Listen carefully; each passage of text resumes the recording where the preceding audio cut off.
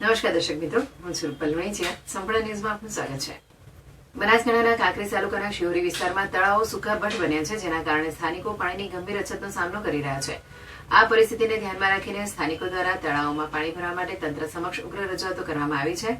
શિહોરી, રતનપુરા અને ચેખલા સહિતના વિસ્તારોમાં તળાવની સ્થિતિ અત્યંત ચિંતાજનક છે.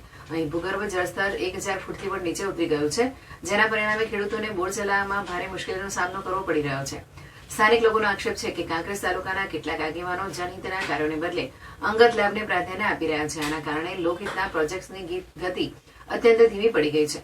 તળાવ ઊંડા કરવામાં આવ્યા છે અને ભયજનક બોર્ડ પણ લગાવવામાં આવ્યા છે. તેમ છતાં આજ દિન સુધી પાઇપલાઇનનું કામ શરૂ થયું નથી.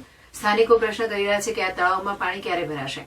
કાંકરેજ પાઇપલાઇન પ્રોજેક્ટ માટે ઈપીસી કરારનો પત્ર વહેતો થયો છે, પરંતુ પાઇપો નાખવાનું કામ ક્યારે શરૂ થશે અને તળાવ ક્યારે ભરાશે તેઓ વિસ્તારના લોકો આતુરતાથી રાહ જોઈ રહ્યા છે. સુજલામ સુફલામ ડેપ્યુટી એન્જિનિયરે જણાવ્યું હતું કે ટેન્ડર ઓનલાઈન થઈ ગયું છે અને હાલ પ્રક્રિયામાં છે. તેમણે માર્ચના અંત સુધીમાં કામ શરૂ થવાની શક્યતા વ્યક્ત કરી હતી. શિહોરી વિસ્તારના તળાવમાં પાણી ભરવાનું વિલંબનું કારણ મંજૂરીમાં થયેલ વિલંબ હોવાનું તેમણે જણાવ્યું હતું.